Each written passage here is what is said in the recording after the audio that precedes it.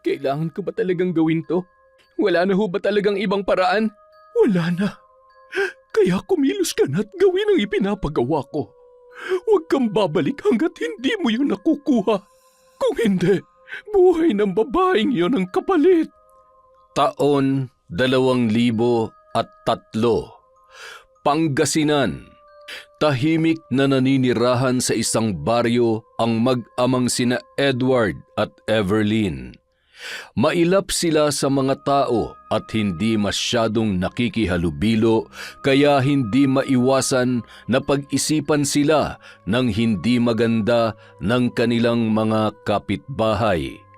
Ilan na dyan ang sabihin na sila ay aswang, maligno at mangkukulam. Pero baliwala yon sa mag-ama dahil para sa kanila, wala silang anumang ginagawang masama. May distansya rin ang layo ng bahay nila sa iba pang kabahayan sa baryong yon.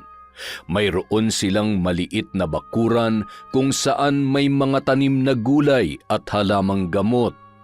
Hindi ganoon kalawak o ganon karami para sapat na upang mapagkunan nila ng makakain sa araw-araw. Binebenta rin nila ang ilan sa mga ito para may pambili ng kanilang mga pangangailangan. Ako na lamang ang magdidilig niyan, anak. Maghain ka na doon ng almusal natin at ako'y nagugutom na. Sige na. Sige po, Tay. Tapos na po yung sa kabila. Ito na lang po ang kailangan diligan. O siya, sige na. Pumunta ka na roon.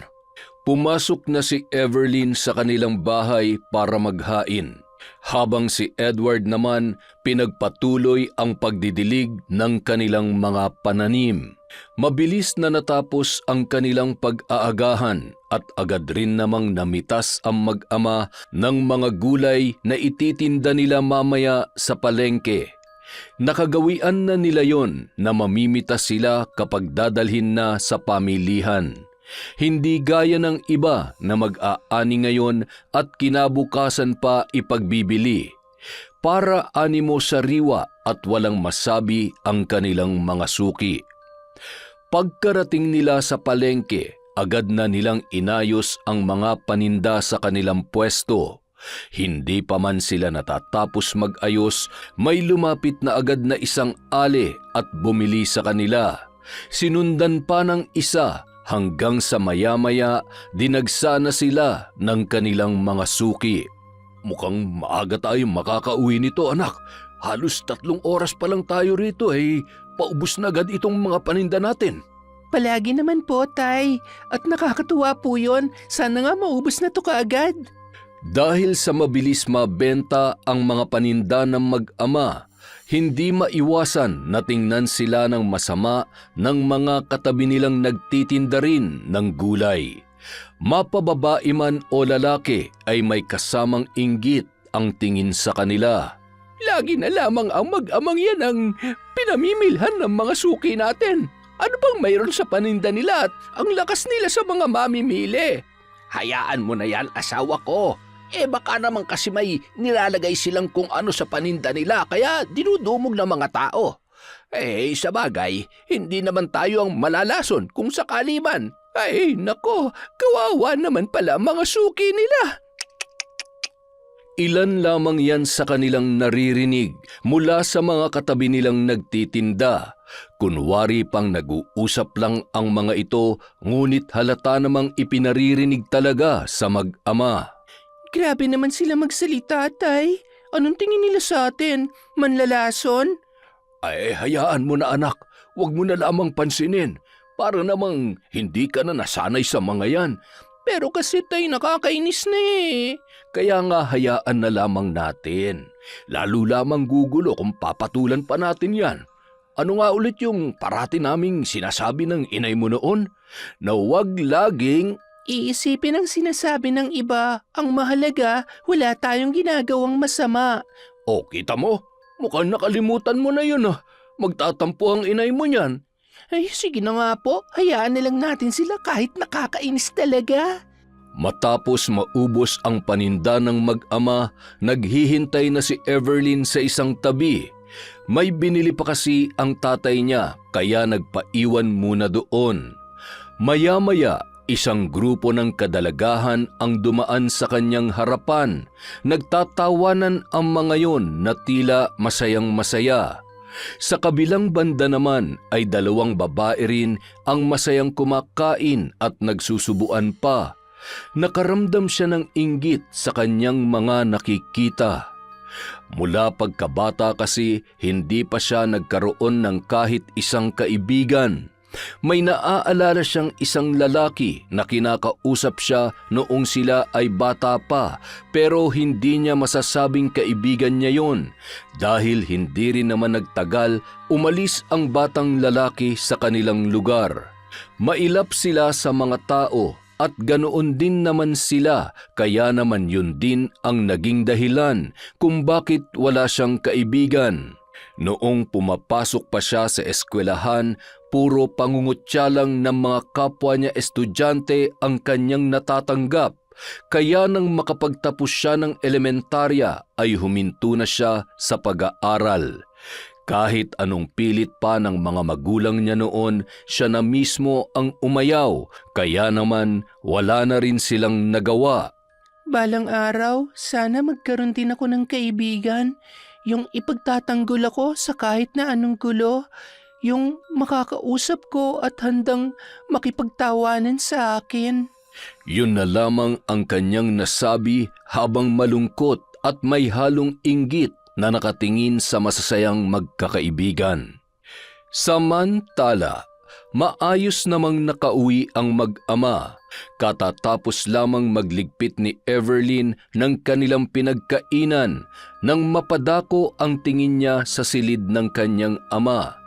Bahagyang nakabukas ang pinto kaya nakikita niya ang ginagawa nito. Lumapit siya roon at nakita niya yung umiiyak. Tinitingnan niyo na naman po yan, Tay. Sabing wag na eh. Tingnan niyo, umiiyak na naman kayo.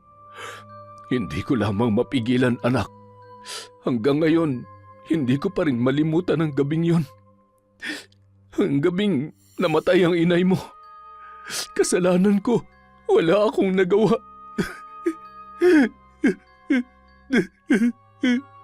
Huwag niyo na pong sisihin ang sarili niyo, Tay. Hindi niyo naman po ginusto yun eh.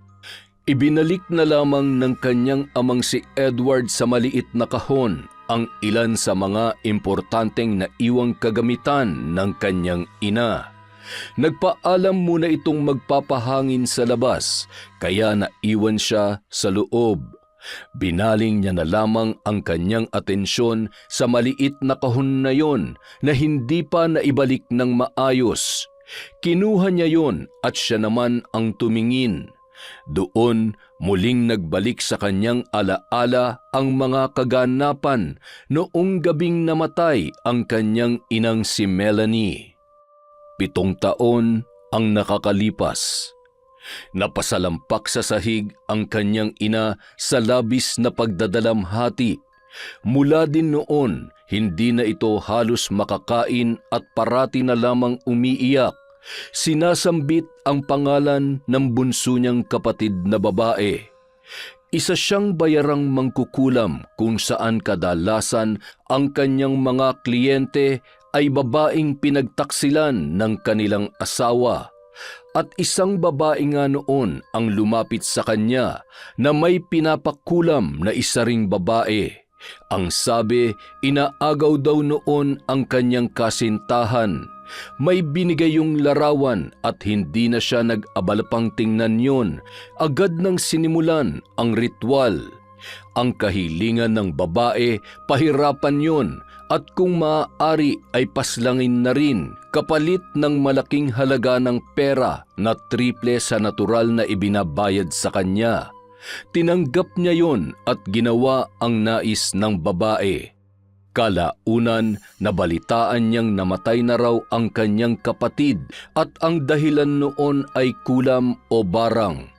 Doon niya lang napagtanto ang lahat at nang makita ang litratong binigay ng babae, yun pala ang kanyang kapatid. Isang umaga, Masayang hahatiran ni Everlyn ng agahan ang kanyang ina sa silid, ngunit nagulat siya nang makitang may hawak na matalim na bagay ang kanyang nanay at nakatutok yon sa mismong dibdib nito.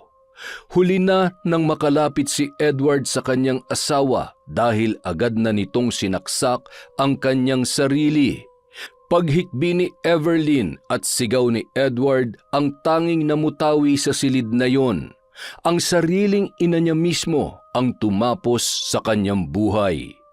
Sa kasalukuyang panahon, napabuntong hininga na lamang si Everlyn nang bumalik sa alaala niya ang mga pangyayaring yon. Namalayan niya na lamang rin na umaagos na ang kanyang luha. Bakit kailangan niyo pang gawin yon, Nay? Kung nandito lang sana kayo, may mapagsasabihan ako ng mga nararamdaman ko bukod kay Itay. Bakit kailangan niyo pang tapusin ang buhay niyo? Bakit mas pinili niyong mamatay kesa makasama kami? Ang daya-daya niyo naman, Nay. Kinabukasan, tahimik na nagliligpit si Everlyn ng kanilang mga gamit sa pagtitinda nang mapansin niya ang 4 na lalaki na tila siya ay pinagmamasdan. Pansin niya pa ang kakaibang ngiti sa mga labi nito. Nag-aagaw na ang liwanag at dilim nang magpasya siyang mauna na sa amang umuwi. May kinakausap pa kasi ito at mukhang matatagalan pa kaya siya ay nauna na. Nagpaalam rin naman muna siya bago siya umalis. Habang nasa daan ay bigla na lamang siyang hinarang ng kung sino mang mga lalaki at nang tingnan niya ang mga ito ay agad niya namang namukaan. Ang mga lalaking nakatitig kanina sa kanya sa palengke. Anong kailangan niyo sa akin? Balita ko, malakas daw ang paninda nyo sa palengke dahil sa mga sariwa niyong gulay. Oo. Kung bibili ka man, bukas na lang. Gabi na kasi ngayon at kailangan ko nang umuwi. Mauna na ako. Teka lang. Alam mo, gusto ko sanang bumili kaso hindi namang gulay ang gusto ko eh. Ikaw, magkano ka ba ha? Nagtawanan ang 3 pang lalaki na kasama ni Reno na nakikipag-usap sa dalaga. Habang seryoso lang ang ekspresyon ng mukha ni Everlyn at nagpipigil ng galit.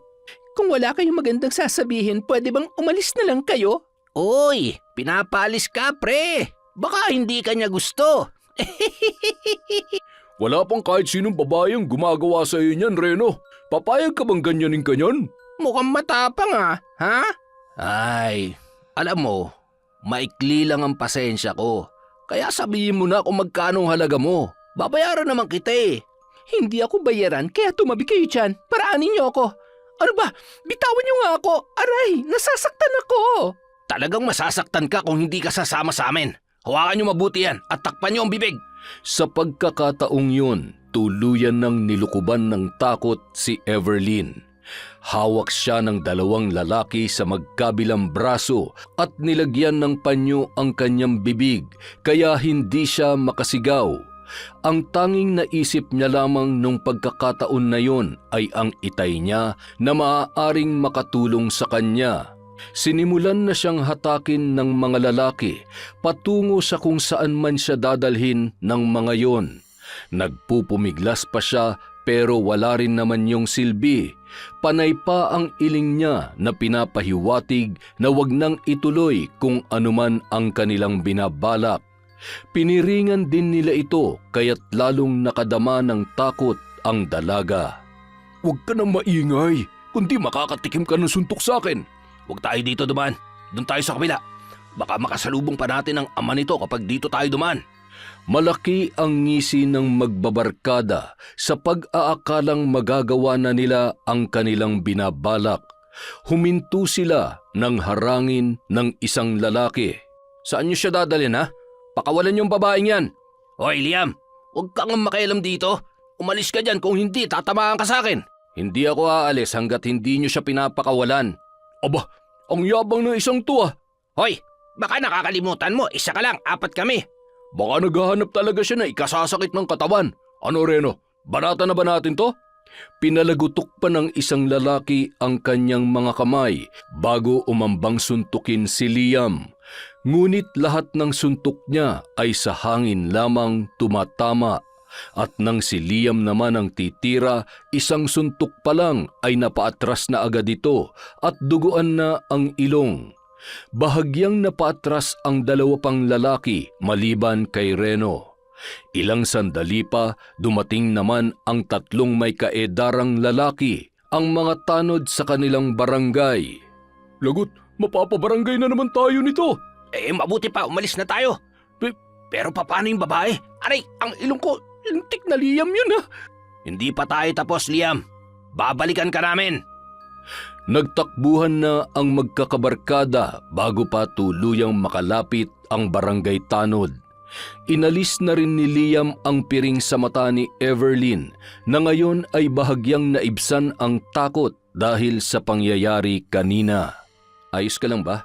Wala bang masakit sa'yo? Ayos lang. Gusto ko nang umuwi.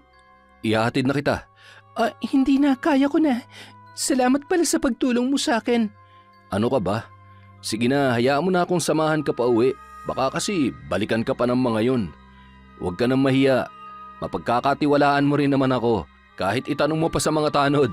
Di ba, Manong? Wala nang nagawa pa ang dalaga nang magpumilit ang binatang si Liam. Pagkarating nila ng bahay ay naroon na si Edward at naghihintay. Ay, salamat naman at dumating ka na. Saan ka ba nanggaling na bata ka at ngayon ka lamang umuwi? Hindi ba nauna ka sa akin? Ano nangyayari at, teka, sino ba yung kasama mo? Liam po. Ako po si Liam. Tinulungan ko lang po si... Tinulungan? Bakit? Ano ba nangyari? Kasi po... Wala po, Itay. Nalaglag po kasi yung mga bitbit ko kanina kaya tinulungan niya po ako. Pasensya na, ngayon lang ako nakauwi, Tay, ha? Siya, hayaan mo na yon. Pumasok ka na rito. Ikaw ba, iho? Gusto mo bang dito ka na maghapunan? Bilang pasasalamat na rin sa pagtulong mo sa anak ko at paghahatid mo sa kanya rito. Hindi na po. Hinahanap na rin ho ako sa amin eh. Sa susunod na lang po, mauna na po ako. Maraming salamat po sa pag-alok. Tumango na lamang ang matanda at umalis na rin si Liam. Habang ang dalaga naman natulala sa biglang pumasok sa kanyang isipan. Sa susunod na lang? May susunod pa? Balak niya pa bang pumunta rito? Kinabukasan, pagsapit ng umaga, gaya ng nakagawian, maagang nagising ang mag-ama. Pagkatapos mag-almusal ay mag-aani na ng gulay na ibebenta sa palengke. Everlyn, Liam? Anong ginagawa mo rito? Bibili ka ng gulay? Hindi. Napadaan lang ako. Bakit nga pala nag-iisa ka? Nasaan ang tatay mo? May pinuntahan lang siyang kaibigan kaya ako muna nandito. Ayos lang naman ako. Gusto mo samahan kita? Wala rin naman akong gagawin eh. Napakamot na lang ng ulo ang dalaga nang magpumilit na naman ang binata gaya ng ginawa nito sa paghatid sa kanya nung nakaraang gabi. Kaya naman pala mabenta tong gulay nyo, sariwang-sariwa. Hindi ba talaga nakakahiya sa'yo? Hindi mo naman to kailangan gawin. Baka nakakaabala lang ako. Ayos nga lang, huwag kang makulit. Masayang nagbebenta ang dalaga at hindi maiwasan na mapangiti habang pinagmamasdan si Liam kung paano humatak ng mga mamimili. Ngunit nang paubos na ang kanilang paninda ay bumanat na naman ang mag-asawang katabi nila sa pwesto. Abat, nagdala pa talaga ng katulong sa pagtitinda. Ano yan, iha? Ginayuma mo ba? Nilagyan mo ba ng kung anong orasyon ng pagkain niya? Kung ako sa'yo, Liam, lubayan mo ang babaeng yan. Hindi mo ba alam ang sabi-sabi na mangkukulam ang pamilya niyan? Nako, mag-iingat ka at huwag kang magpapaakit sa babae na yan. Mawalang galang na po, pero mukhang kayo lang naman na nag-iisip na mangkukulam sila. Kasi kung yun talagang inaakala ng iba, di sana hindi sila bibili ng mga paninda nila. Aba ano ginagawa mo pa kaming sinungaling? Nagsasabi kami ng totoo, kaya maraming bumibili sa kanila dahil meron niyang orasyon. Baka naman ho sariwa lang talaga yung binebenta nilang gulay, kaya nauubos ka agad. Hindi ho gaya niyang sa inyo, inaabot yata ng 1 linggo, kaya tingnan nyo, parang kulukulubot na. Abay, talagang itong batang ito ah. Magbago na ho kayo. Baka sakali na dumugin rin ang paninda ninyo. Baka ho kasi walang bumibili kasi karma nyo dahil ang tatabil po ng mga dila nyo. Lalapit na sana ang ginang upang sugurin si Liam, pero agad rin naman siyang pinigilan ng kanyang asawa dahil may iilang tao na rin ang nakikiusyoso. Mabilis na lumipas ang oras at naglalakad na ngayon ang dalawa papauwi. Hinatid na naman ni Liam si Everlyn. Alam mo, Liam, hindi mo dapat ginawa yun kanina. Nakakahiya at baka pati ikaw madamay pa sa pagitan namin. Hayaan mo sila para madala rin. Sobra na eh. Sinisiraan kayo at saka talaga lang ha, wala kang balak patulan sila. Kita ko dyan sa mga mata mo mukhang gustong-gusto mo nang lamunin ang mag-asawang yun dahil sa mga sinasabi nila. Pero hindi mo pa rin ginawa, di ba? Kasi naman si Itay siya'y masyadong mabait. Naiinis na nga rin ako sa kanila. Ang kaso, sabi ni Itay, huwag ko na raw patulan para hindi na lang lumala pa. Pero kung may pagkakataon ka, gusto mo ba silang gantihan? Ha? Oo sana. Kaso... Di gawin natin. Halika na. Nagpatianod na lamang si Everlyn sa paghatak sa kanya ni Liam sa kung saan man, hanggang sa nagtago sila sa isang puno kung saan mula doon ay natatanaw ang naglalakad na mag-asawa sa palengke. Mukhang nagtatalo pa ang dalawang matanda. Anong gagawin natin? Bakit tayo nandito? Basta manood ka lang. Huwag kang maingay ha. Diyan ka lang. Narinig ni Everlyn na may kung anong binubulong sa hangin ang kanyang kasama, ngunit hindi niya naman maintindihan, gaya ng hindi niya pagkaintindi sa kung ano ba talaga ang gagawin nito.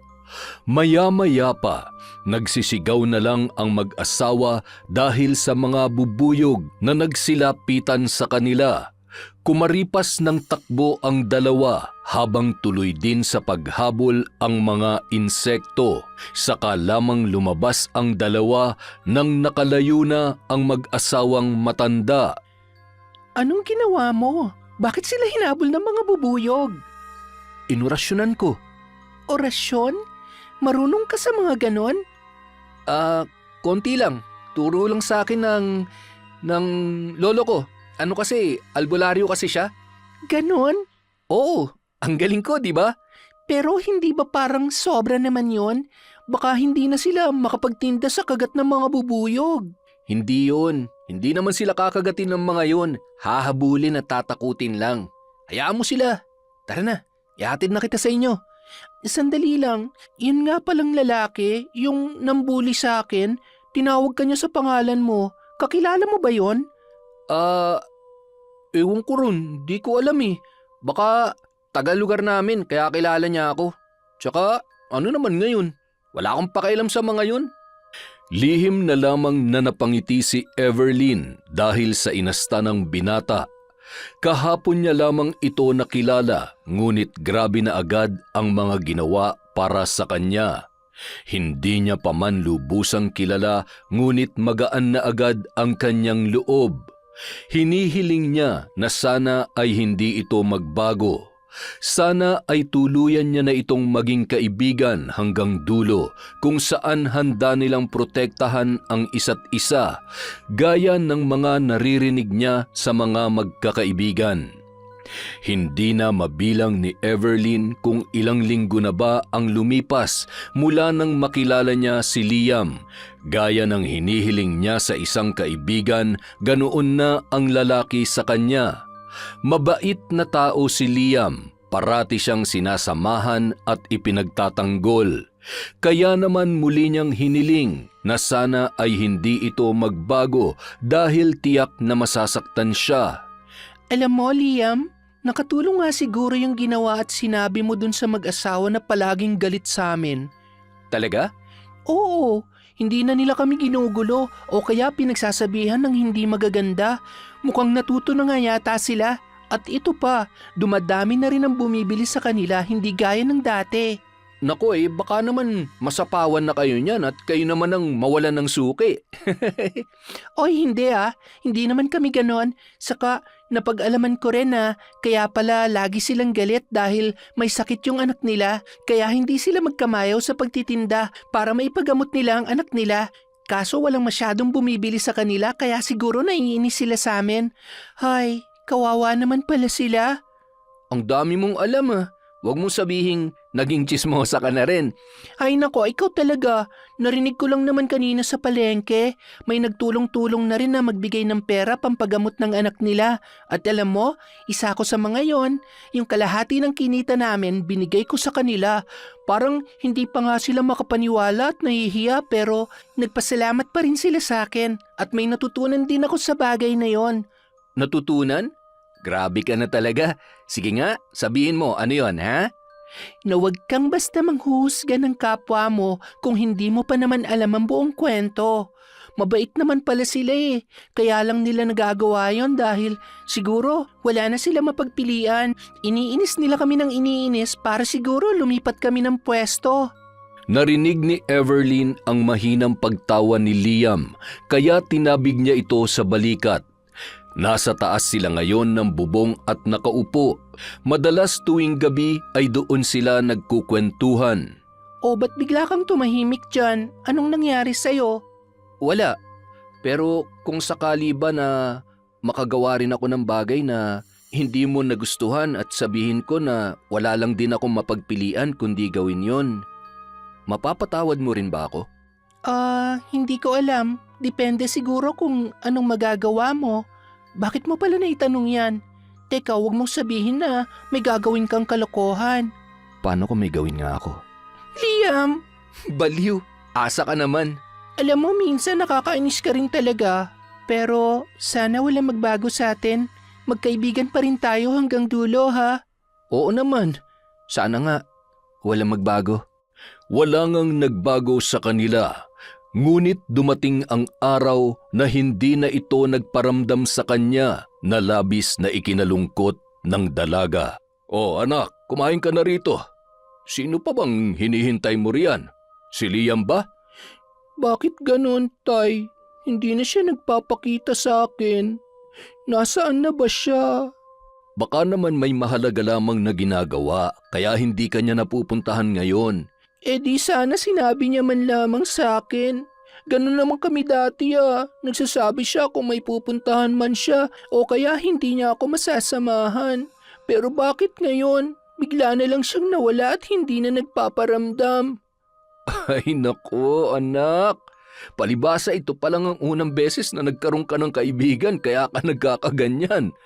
Alam mo, hindi mo naman pag-aari si Liam. At isa pa, hindi mo siya nobyo para magkaganyan ka. Kung makaasta ka naman riyan, akala mo mayroon kayong relasyon. Itay naman, hindi naman po sa ganun.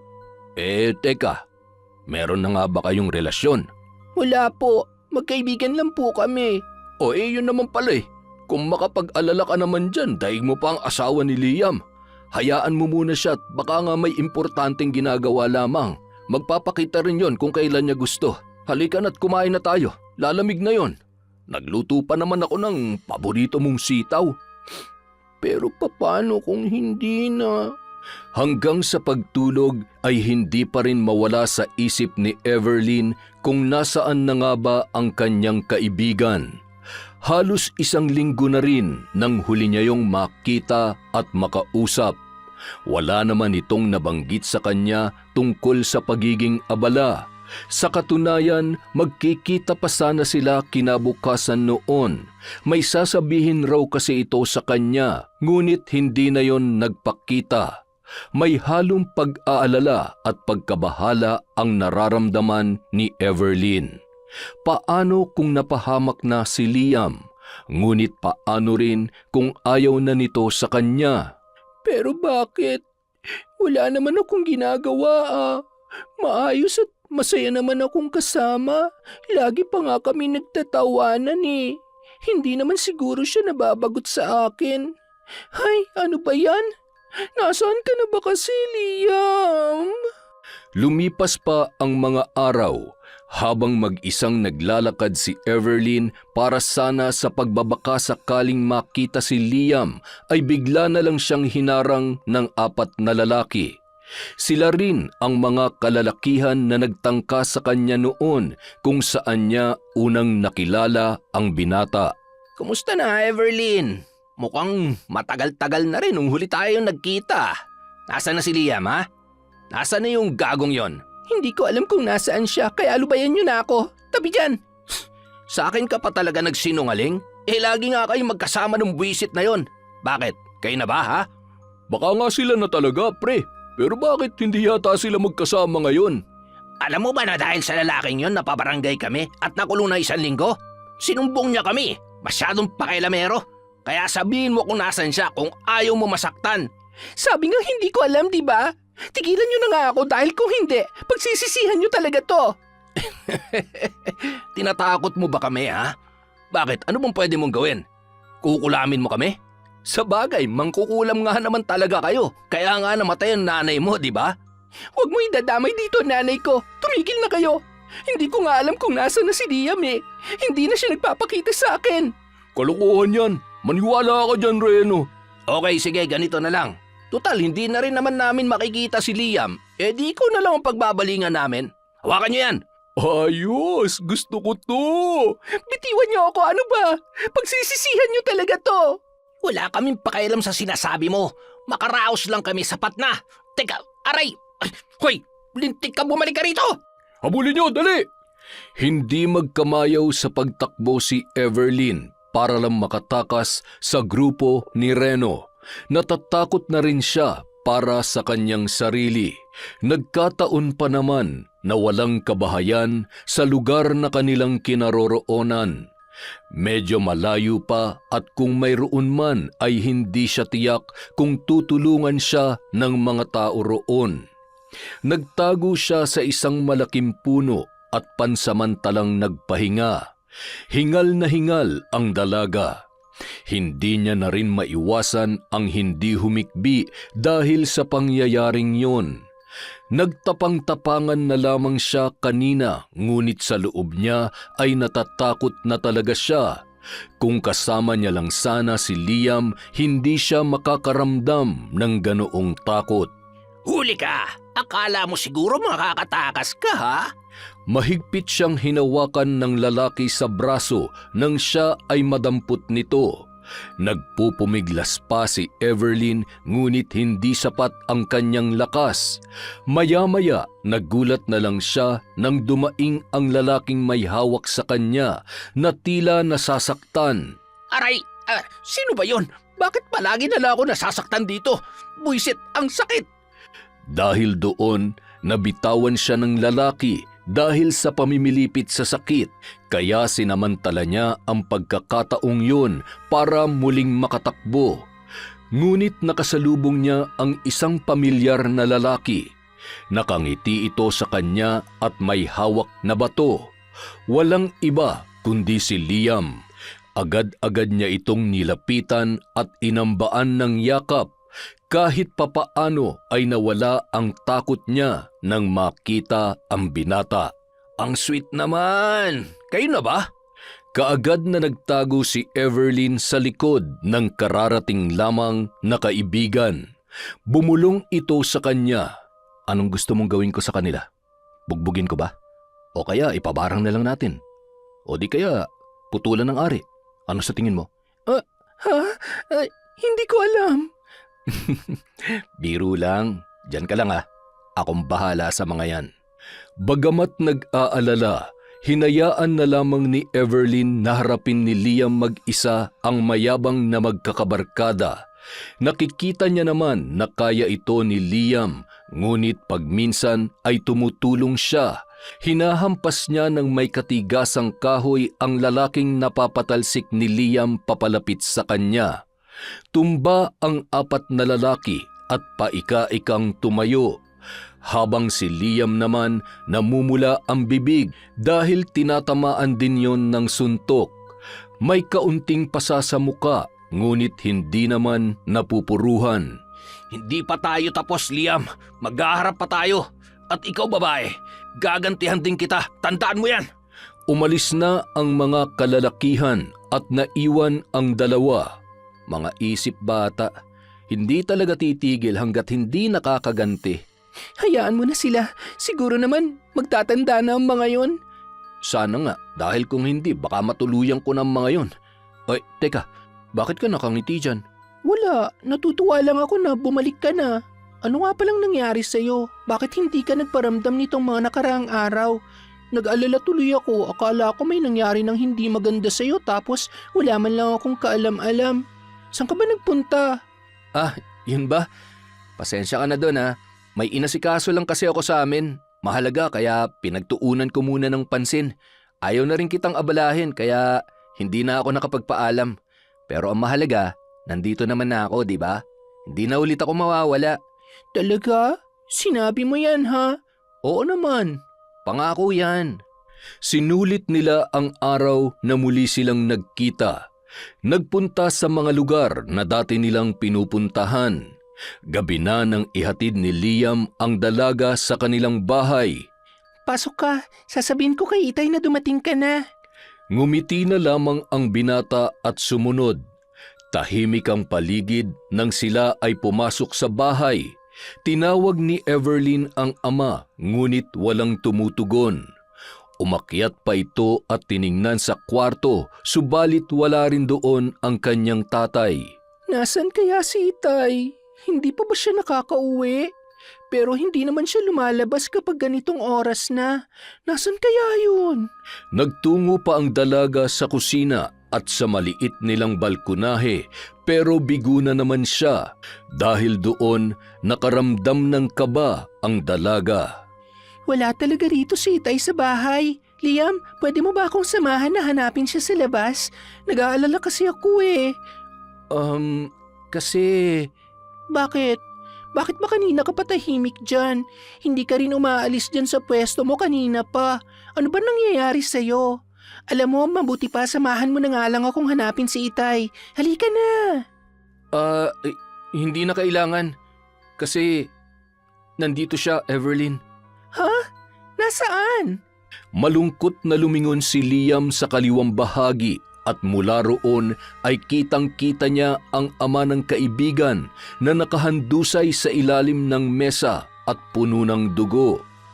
Napatakip ng bibig ang dalaga at halos hindi maihakbang ang kanyang mga paa nang makita ang kalagayan ng kanyang ama. Nang makalapit ay bahagya niya itong hinila papalapit sa kanya at niyugyog sa pag-asang baka buhay pa. Ano nangyari? Bakit? Bakit nagkaganito ang Itay? Sinong gumawa nito? Itay! Itay, gumising kayo! Liam! Bakit ganito ang Itay? Patay na ba siya? Pagkapasok pa lang natin nakita ko na agad siya. Nagulat ako kaya hindi ako halos makagalaw. Akala ko namamalikmata lang ako kaya hindi ko agad binanggit sa'yo. Pasensya ka na. Sino ang pwedeng gumawa nito sa kanya? Sino ang pumatay sa kanya, Liam? Hindi ko rin alam. Inilibing na lamang nilang dalawa ang bangkay ni Edward sa likod bahay. Wala silang pinagsabihan kaya't walang nakakaalam na pumanaw na ito.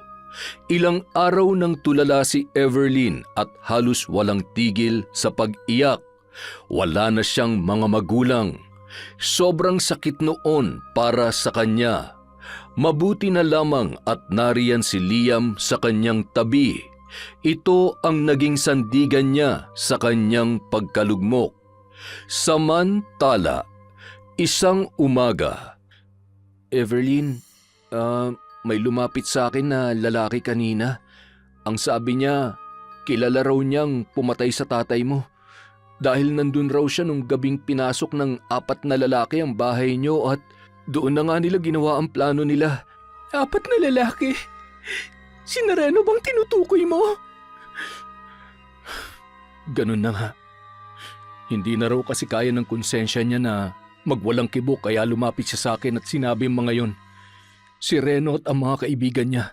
silang pumatay sa itay mo. Walang nakuhang tugon si Liam mula sa dalaga. Maya-maya, tumakbo ito papasok sa kwarto ng kanyang ama at may hinalungkat sa ilalim ng higaan. Isang may kalakihang kahon ang kinuha niya mula roon. Binuksan niya ito at doon ay dinampot niya ang isang itim na libro na puno ng mga kaalaman pagdating sa pambabarang. Napalunuklaway si Liam nang makita ang librong yon. Anong gagawin mo dyan?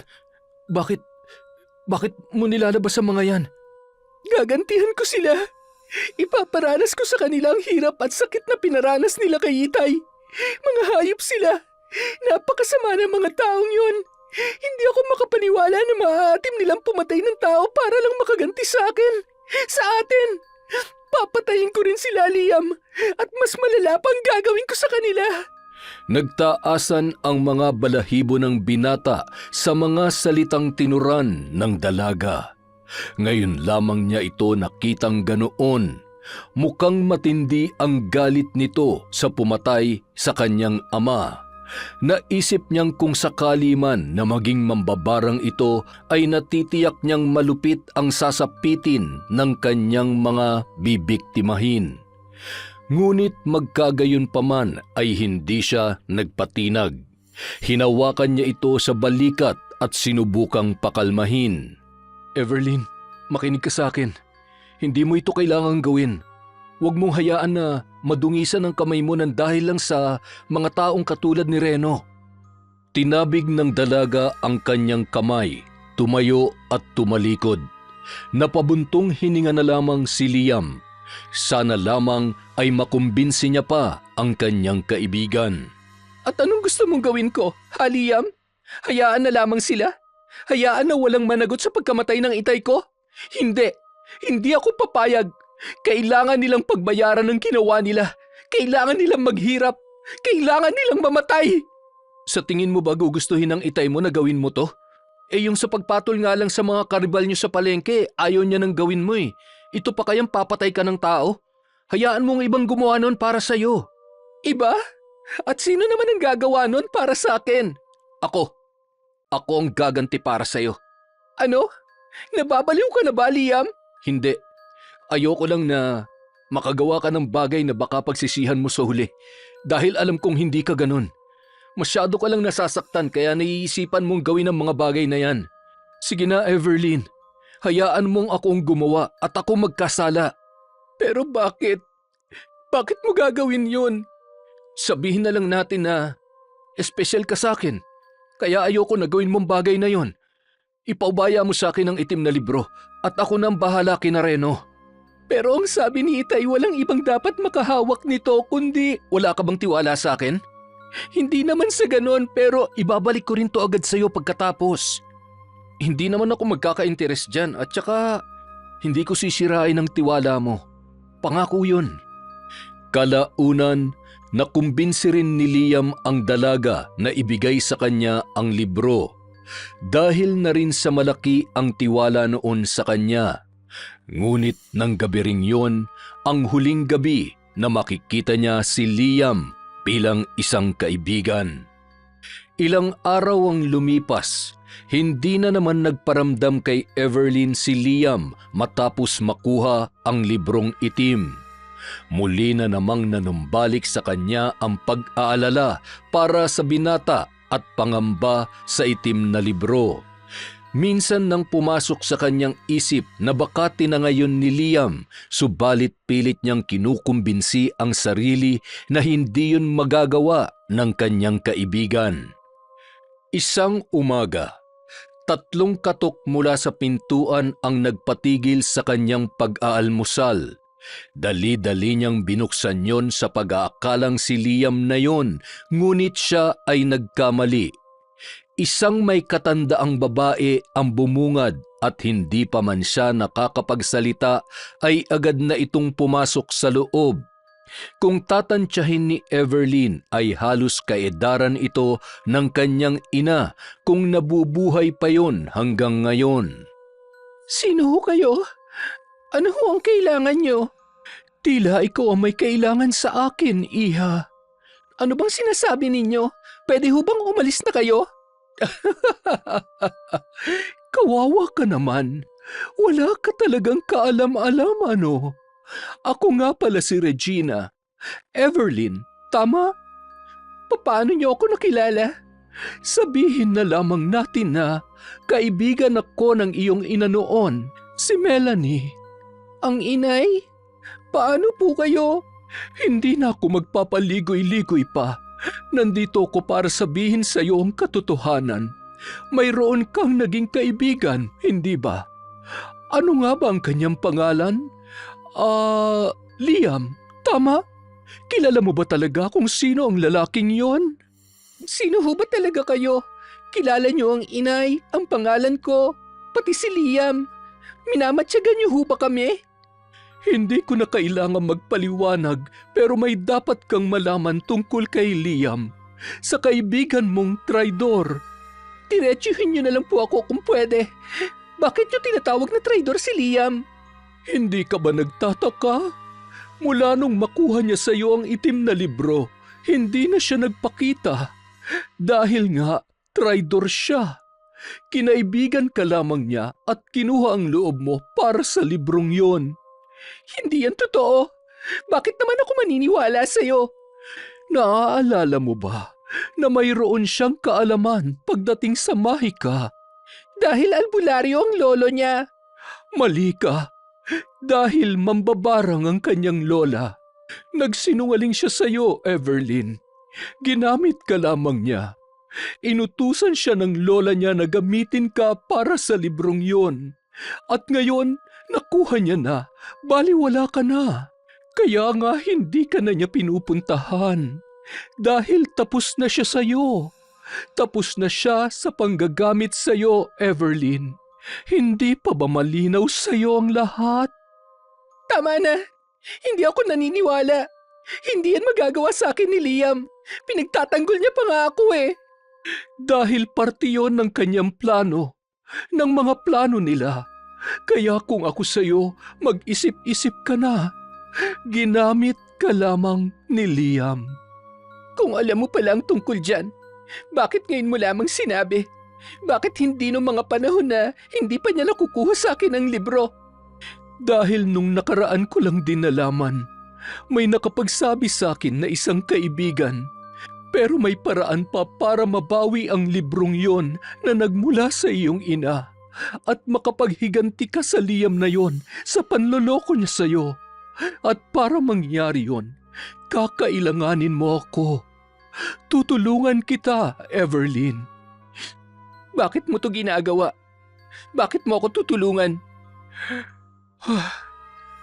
Bago pa magpakamatay ang iyong ina, ibinilin ka niya sa akin. Parang magkapatid na ang turingan namin ng inay mo. May anak rin ako, ngunit namatay siya noong bata pa lamang. At ngayon na wala ka ng magulang at wala na rin akong anak, tayo na lamang ang maaaring magtulungan. Napahagulgol ng iyak si Evelyn nang mapagtanto ang mga sinabi ng ginang na nagpakilalang Regina tungkol kay Liam. Bagamat hindi niya pa man alam ang katotohanan at hindi pa naririnig ang paliwanag ng binata, ay nasasaktan na siya. Kung totoo man, ibig sabihin niloloko nga lang talaga siya nito. Lahat ng mga sinabi, narinig at ipinakita sa kanya ni Liam ay pawang mga kasinungalingan lamang. Hindi niya matatanggap kung sakaling totoo nga yun at lalong hindi niya ito mapapatawad. Nang mahimasmasan sa pag-iyak ang dalaga ay hinarap niya na si Regina kung saan hinihintay lamang siya matapos ang kanyang pagdadrama. Ano, tapos ka na ba? Nakapagdesisyon ka na? Sabihin mo lamang at sasamahan kita papunta sa kanya at sa lola niyang bruha. Bago yon, may mga tao muna akong gustong puntahan at paghigantihan. Pwede mo ba akong turuan ng mga alam mo sa pambabarang para ako na mismo magpapahirap sa kanila sa pagpatay nila kay Itay? Napangisi na lamang si Regina. Batid niya kung sino ang tinutukoy ng dalaga at handa niya naman itong pagbigyan. Naglaan sila ng ilang araw para sa pagkatuto. Dahil sa kagustuhan naman ni Everlyn na makapaghiganti, ay mabilis niya yung napag-aralan. Mula sa maliliit na papel na ibinigay sa kanya ni Regina ay inaral niya ang mga yon.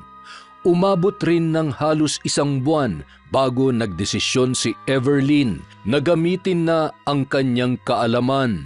Sigurado ka na ba talaga? Buo na ba ang loob mo? Alam mo kasi, ang pambabarang ay maihahalin tulad din sa panggagamot ng albularyo. Hindi gagaling ang pasyente mo kung hindi buo ang paniniwala mo na mapapagaling mo siya. Ganoon din ang pangkukulam.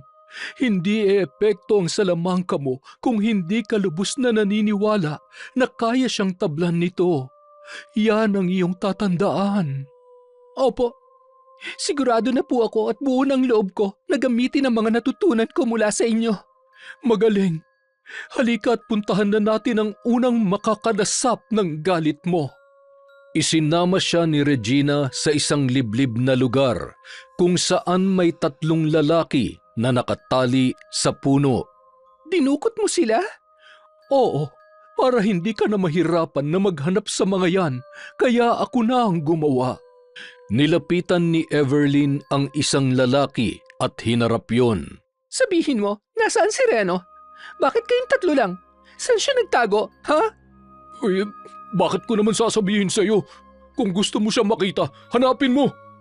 Malakas na sampal ang natamo ng lalaki mula sa kamay ng dalaga. Ngunit imbis na magpatinag ay tumawa lamang yon. Kung ano man ang binabalak niyo sa amin, wala kaming pakialam. Patayin niyo na kami kung gusto niyo. Mukhang malakas ang loob ng isang ito. Kung ako lang, nagpalabas na ako ng mga insekto sa bunganga niya. Gusto kong malaman, bakit niyo pinatay ang itay ko? Anong kasalanan niya sa inyo? Bakit siya pa? Bakit? Sino bang gusto mo? Ikaw? Ha? Sana nga sa'yo na lang namin ginawa yun eh. Tama na pre, hindi na tama to. Oo, kami nga ang pumatay sa matandang yon. Pero si Reno nagplano nun. Wala naman talaga kaming balak patayin siya nung gabing yon. Gusto lang namin na saktan siya, gantihan, para makaganti kami. Kaso nanlaban siya eh, kaya ayun, napilitan kami na bawian na lang siya ng buhay. Pero maniwala ka, pinagsisisihan na namin yon. Ako, hindi na ako pinatatahimik ng konsensya ko. Patawarin mo na kami. Traidor ka kapag nalaman to ni Reno. Nasaan ba si Reno ngayon, ha? Pinabayaan niya na tayo. Ano? Pinabayaan? Bakit? Nawawala ba siya? Oo, nawawala siya. Mahigit 1 buwan na rin mula nung huli namin siya makita. Bigla na lang siya nawala. Hindi namin alam kung nasaan. Kaya pakawalan mo na kami. Si Reno naman talagang punot dulo ng lahat ng ito eh. Siya lang ang nag-uutos sa amin. At sinusunod niyo naman. Mga hangal, wala pa kayong sariling pag-iisip? Nagmamakaawa ako sa iyo, Everlyn. Maniwala ka man o hindi, pinagsisisihan ko na talaga yun. Na sumama pa ako sa kanila. Palayain mo na ako. Hinihintay pa ako ng mga kapatid ko sa bahay. Iniwan na kami ng mga magulang namin. Ako na lamang ang bumubuhay sa kanila. Kung gusto mo, kapag nasiguro kong ayos ng kalagayan ng mga kapatid ko, ako na mismong susuko sa mga pulis para pagdusahan ang ginawa namin. Maniwala ka. Huwag mo lang akong patayin. Nagmamakawa ako. Umiyak ang lalaki sa harap mismo ni Everlyn. Hindi naman maisip ng dalaga ang gagawin sa lalaking umiiyak at nagmamakaawa sa kanyang harapan. Magsisinungaling siya sa sarili kung sasabihin niya na hindi siya naaawa doon. Tia Regina, ano po ang dapat kong gawin? Makikinig ba ako sa kanya? Ikaw ang bahala. Desisyon mo ang masusunod. Pero siguruhin mo lamang na kung pakakawalan mo siya ay hindi siya magsusumbong. Hindi ko gagawin yon. Nangangako ako. Lumapit ang dalaga sa lalaki at tinanggal ang tali na nakapulupot sa kanya. Sige, bumalik ka na sa mga kapatid mo. Basta tuparin mo yung pangako mo. Kapag gumawa ka ng hindi maganda, buhay mo at buhay ng mga kapatid mo ang kapalit, kaya huwag mo nang tangkain. Madali lang sa akin na bawian kayo ng buhay kahit nasa malayo kayo. Kaya sige na, umalis ka na. Maraming salamat. Salamat talaga. At patawad ulit. Kumaripas ng takbo ang lalaki habang sinundan lang ng tingin nina Everlyn at Regina. Sana lang talaga nagsasabi siya ng totoo. Dahil kung hindi, ewan ko na lang kung ano ang pwede niyang sapitin sa akin. Traidor! At kayong dalawa, ano ang balak ninyo? Sandali, may ideya ba kayo kung anong gagawin namin sa inyo? Mga mangkukulam kayo, hindi ba? Malamang kulamin niyo kami. Mas matindi pa kami sa iniisip mo. Mambabarang, mas malupit sa kulam. Alam niyo ba kung anong pwede niyong sapitin sa kamay namin? Mga hayop kayo! Pakawalan niyo kami rito! Ngayon nakikiusap ka na. Kanina lamang ay ang tapang mo. Bigla ko tuloy na alala si Eduardo. Siya ang ama mo, hindi ba? Si Itay? Lintik ka, ikaw ang pumatay sa kanya? Oo, masyado kasi siyang pakialamero sa buhay ko. At nagkataon rin na may nagpabarang sa kanya kaya, ayun, tigok. Pakawalan niyo ako rito! Papatayin ko kayo! Ay, ang sarap talagang makipaglaro sa mga ganitong tao. Sige na, Everlyn. Gawin mo na. Galingan mo, ha? Dapat yung matutuwa ako sa panonood sa kung paano sila sumigaw at magmakaawa. Pumwesto si Everlyn sa pagitan ng dalawang lalaki. Humugot ng malalim na hininga at saka pumikit. Sa katunayan, yun ang unang pagkakataon na susubukan niyang gamitin ang kanyang mga natutunan sa isang tao. Kadalasan kasi sa tuwing nagsasanay siya ay mga ligaw na hayop ang kanyang pinagpapraktisan. Kaya kailangan niyang magtiwala sa sarili na magagawa niya yon sa isang tao. Nagsimulang gumalaw ang kanyang bibig. May kung anong binubulong o inuusal na wala namang nakakarinig. Lumalakas ang ihip ng hangin kaya mas lalong lumamig ang gabi. Ano nangyayari? Bakit nag-iibang pakiramdam ko? Teka, ano yun? Ano yung gumagalaw doon? Titig na titig ang dalawang binata sa isang umpok ng mga tuyong dahon kung saan parang gumagalaw ang mga yon. Maya-maya, napakaraming ipis ang lumalabas mula roon at inatake ang dalawa. Gumapang ang mga ito sa kanilang katawan mula sa paa hanggang ulo at ang ilan ay pumasok na rin sa bawat butas na maaaring madaanan papasok sa loob ng kanilang katawan. Ano yan? Lubayan niyo ako! Buwisit! Hoy, babae! Tigil mo yan! Ang sakit! Pumapasok sila sa loob ng katawan ko! Aray! Mas higit na napadaing ang dalawa nang maramdamang tila may humahalukay sa kanilang kaloob-looban. Nagmulat ng mga mata si Everlyn, ngunit patuloy pa rin siya sa pabulong na pagsambit ng kakaibang lengguwahe. Tiningnan niya ng mata sa mata ang isang lalaki at mas lalo itong namilipit sa sakit na tila ba ang mga titig na yon ay nakamamatay. Bumaling naman siya sa mayabang na lalaki na ngayon ay naihina sa pantalon. Buwisit kang babae ka! Kapag nakalaya ako rito, papatayin kita! Gaya ng ginawa namin sa ama mo! Alam mo ba na ako ang ulat huling sumaksak sa kanya? Akala ko mabigat sa pakiramdam ang pumatay ng tao pero hindi pala. Kaya hindi ko na pinagsisisihan na isa ko sa mga pumatay sa kanya. Lalong nanggalaiti si Everlyn, kaya mahigpit niyang hinawakan sa leeg ang mayabang na yon. Bakit ang itay ko pa? Ha? Bakit kailangan niyo yung gawin sa kanya? Dahil gusto lang namin. Tama na! Pakawalan mo na ako! Hindi ko na kaya! Para na ako mamamatay! Ganun ba? Pinatay niyo ang itay dahil gusto niyo lang? Kung ganun, Papatayin ko rin kayo, hindi dahil sa gusto ko lang, kundi dahil yun ang nababagay sa inyo. Hindi magkamayaw sa pagsigaw ang dalawa. Bukod sa mga ipis na patuloy na gumagapang sa kanila at sa loob nila ay pakiwari rin nila, mabibiyak ang kanilang ulo dahil sa matinding sakit nito. Subalit hindi pa rin nakontento si Everlyn.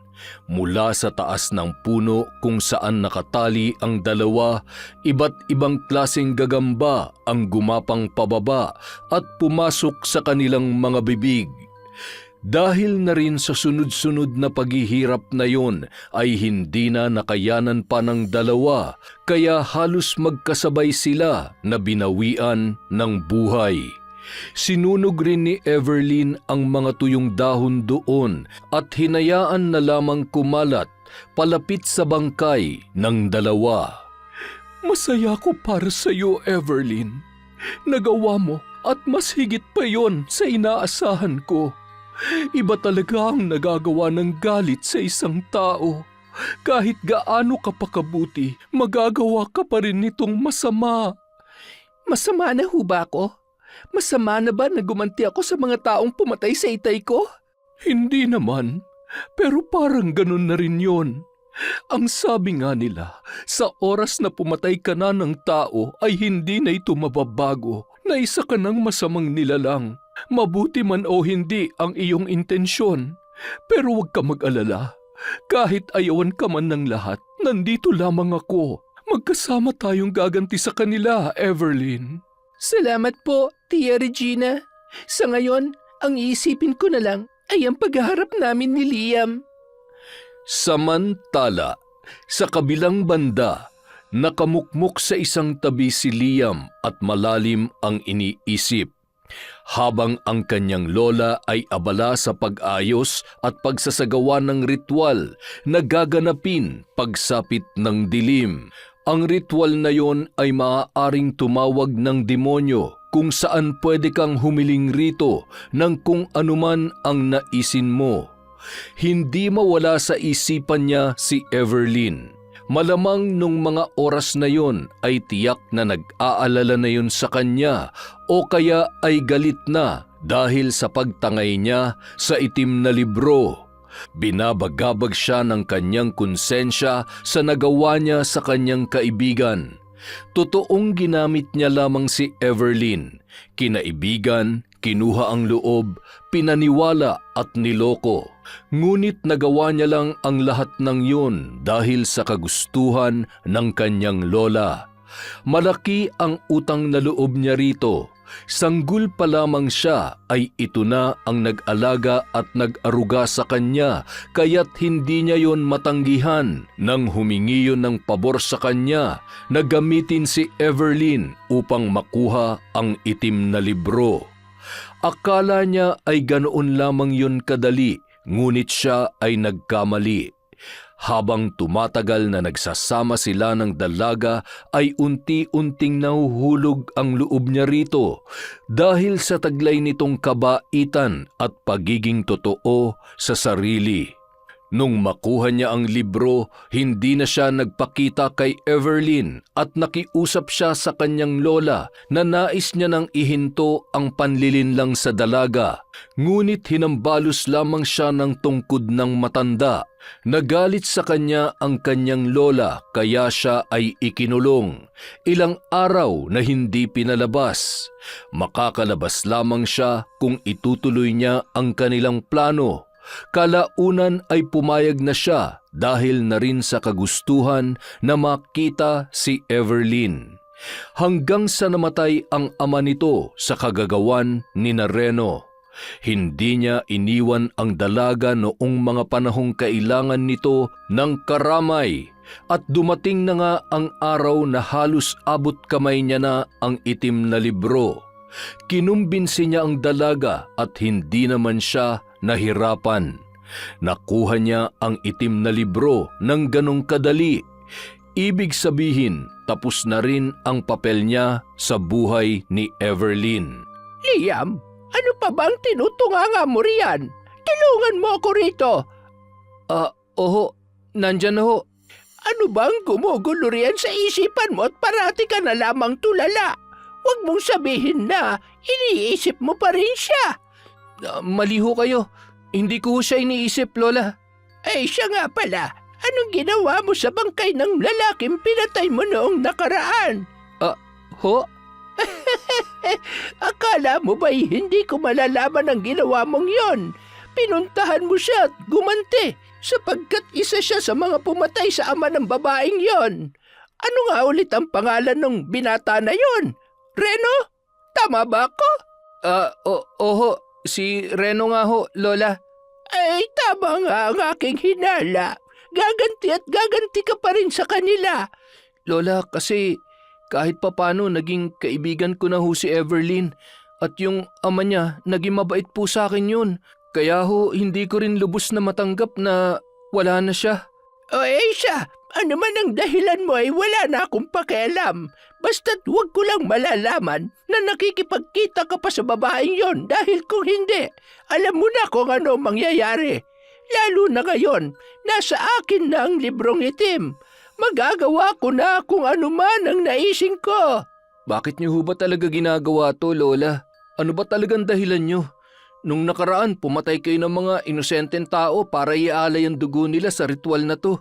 Parang ang hirap kasing paniwalaan na ginagawa niyo lang lahat ng ito dahil mas gusto niyo maging malakas. Sabihin niyo, Lola, ano ba talagang tunay na rason ng lahat ng ito? Tingin mo mayroon pa akong ibang dahilan? Siguro nga, ngunit wala ka na ron. Bilisan na natin para matapos na ito. Magagabi na. Ay, sandali. Pakikuha ng mga damit ko dun sa silid. Malapit dun sa may maliit na kahon. Tumango na lamang si Liam at sumunod sa utos ng kanyang lola. Pumasok siya sa silid nito at hinanap ang pinapakuha noon na agad niya rin namang nakita. Pagkakuha niya ay isang piraso ng nakatuping papel ang nalaglag mula sa ilalim. Tila may umudyok sa kanya na kunin at tingnan yon, bagamat nag-aalangan. Ang pinakaayaw pa naman ng kanyang lola ay ang nakikialam siya sa mga gamit nito. Nanginginig ang kanyang mga kamay matapos basahin ang laman ng papel na yun. Hindi siya makapaniwala. Kalaunan ay lumabas na lang siya ng silid at ibinigay ang mga gamit ng matanda. Nasa masukal silang gubat kung saan doon din sila naninirahan. At sa harap ng lumang bahay na tinutuluyan nila ay gumawa ang kanyang lola ng isang malaking guhit na hugis bilog. Sa gitna noon ay may isa pang bilog kung saan doon pumwesto ang matanda na si Batsyang. Sindihan mo na mga kandila upang tayo'y makapagsimula na. Kailangan niyo ba talagang gawin to, Lola? Ano pang sinasabi mo riyan? Sundin mo na lamang ako. At sinindihan na nga ni Liam ang mga pulang kandila na nakapalibot sa matanda. Nagsimula itong magsagawa ng ritual at mula sa itim na libro na nasa harap ni Batsyang, doon nang gagaling ang kanyang mga inuusal. Nakatayo lang si Liam habang pinapanood ang kanyang lola sa ginagawa nito. Nasa ganoon silang posisyon nang dumating sina Everlyn at Regina. Everlyn? Nagtangkang lumapit si Liam sa dalaga ngunit umatras ito palayo kaya napatigil din siya. Anong ginagawa niyo rito? Paano niyo nalaman na nandito kami? Mapagpanggap. Ano pa nga bang ginagawa namin dito? Malamang para bawiin ang bagay na pagmamay-ari namin. Ang itim na libro na pagmamay-ari ni inay na ngayon ay nasa kamay na ng lola mo. Totoo nga. Totoo ngang niloko mo lang ako, Liam. Hayaan mo ako magpaliwanag. Hindi ko naman talaga gustong gawin yun eh. Sinungaling. Ang sabi mo ikaw na ang bahalang gumanti para sa akin. Pero ano nangyari? Ako pa rin ang gumawa. Nadungisan pa rin ng dugo ang mga kamay ko ng dahil sa'yo. Anong ginawa mo? Pinatay mo sila? Oo. At ipinagmamalaki ko na sabihin yun sa'yo. Everlyn, alam mong hindi matutuwa ang wala akong pakialam. Tama na yung kadramahan ninyo. Evelyn, kailangan nating pigilan ang matandang yon. Hindi pwedeng matuloy ang ritual dahil magdadala ito ng panganib at makakabuhay ng patay. Makakabuhay ng patay? Ang sabi niya, magtatawag siya ng demonyo at ibibigay nun ng kahit na anong hingin niya. At ang hihilingin niya ay ang muling buhayin ng namayapa niyang asawa, kung saan isa yon sa mga malalakas na mambabarang 3 dekada nang nakalilipas. At ang kapalit nun ay mag-aalay siya ng sariwang dugo ng tao. Hindi lang 1 o 2 o 3, kundi marami. Marami ang mamamatay kapag nangyari yon. Isang masamang tingin ang pinakawalan ng dalaga sa binata bago ito lumapit kay Regina. Anong gagawin natin? Pipigilan siya. Pero paano? Kahit alam niyang nandito tayo, tuloy pa rin siya sa pagriritual. Alam mo ba kung bakit sa mga ganitong klaseng lugar isinasagawa ang ritual? Sa isang tahimik at hindi mataong lugar? Bakit po, tiya? Para walang makaistorbo at manggulo. Ayaw nila na maingay, kaya yun ang gagawin natin. Sumigaw ka. Huwag ka na magtanong kung bakit, basta't sundin mo na lamang ako.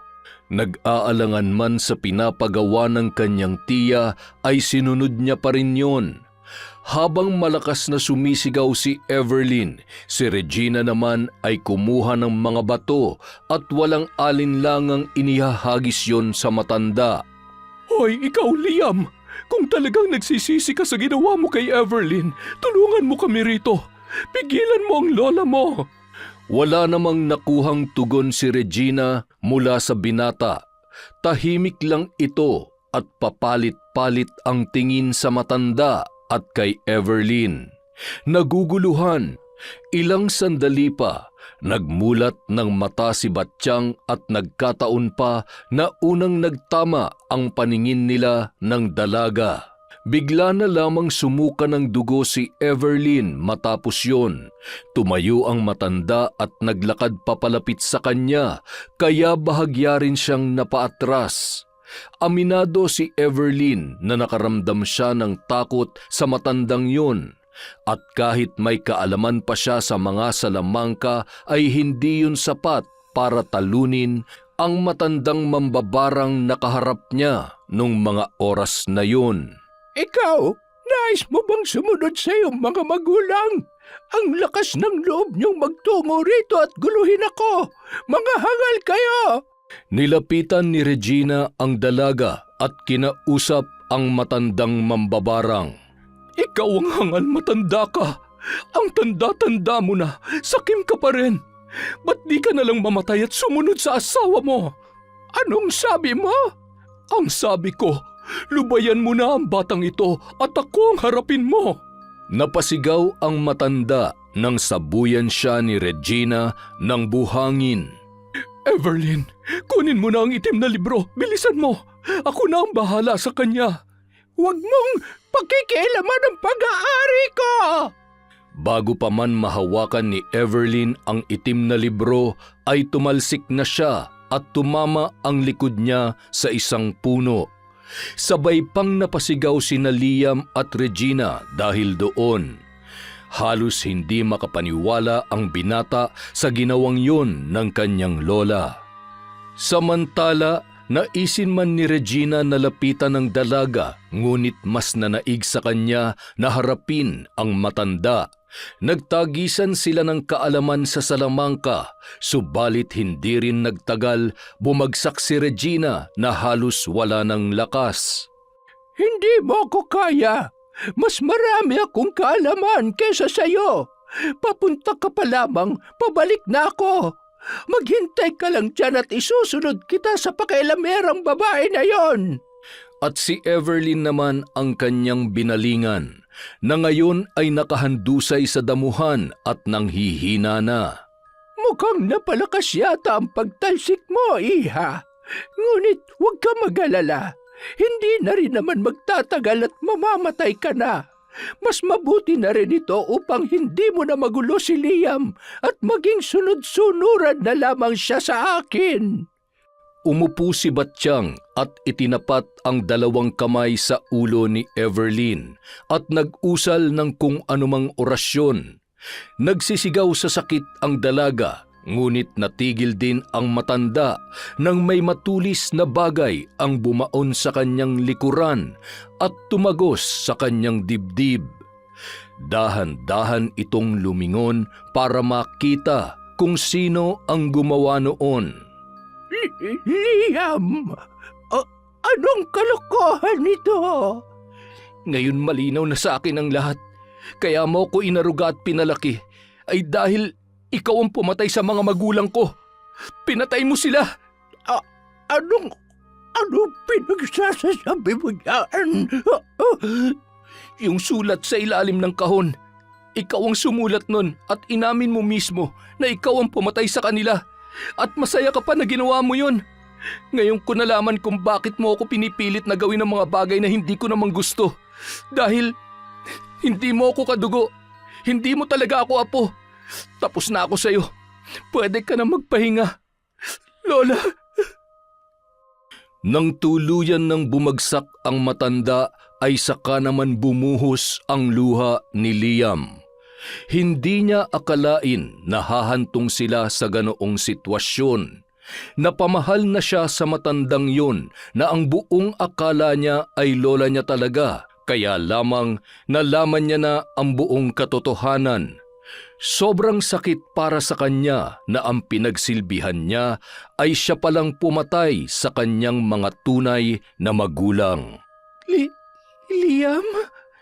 Everlyn, ayos ka lang? May masakit ba sa'yo? Dadalhin kita sa pagamutan. Gusto kong magpaliwanag ka sa ginawa mo. Patawarin mo ko. Hindi ko talaga gusto yun. Napilitan lamang ako. Patawad. Nang dahil sa akin, gumulo ang buhay mo. At sigurado dahil din sa akin kung bakit namatay ang itay mo. Hindi ko naman alam na ganun pala ang mangyayari. Kaya pasensya ka na talaga, Everlyn. Kasalanan ko ang lahat. Hindi ako nag-iisip.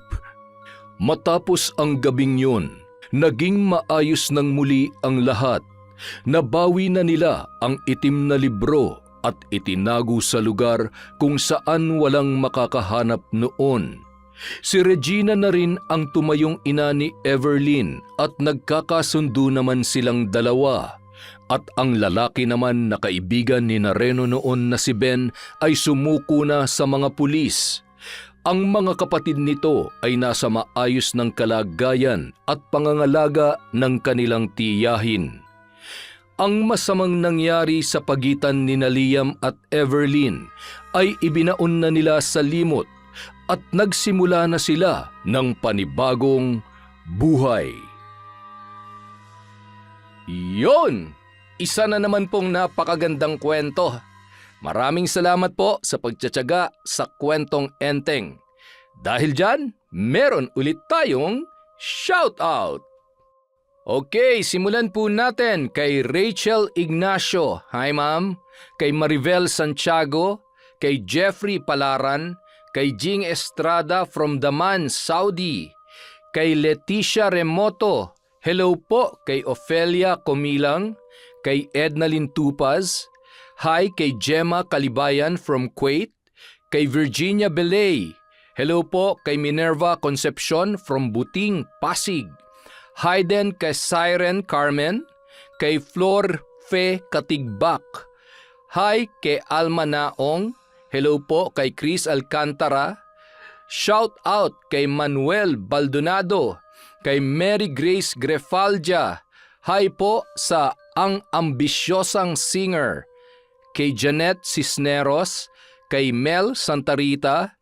Hello po sa Galedo family from Laguna. Hi kay Dimples Yumi, kay Lida Cruz, kay Mariam Duca. Hello kay Jenny Lazarito from Kuwait. Hi po kay Maura 620, kay Lay 1128. Hello po, shout out kay Ahmed Panigel, kay Nila Basanta, kay Vicky Yabut, kay Connie 8612 from Taiwan. Hello rin po kay Rose Dabakel from Sultan Kudarat. Hi kay Mariela de la Cruz, kay Maria Agnes from Jeddah.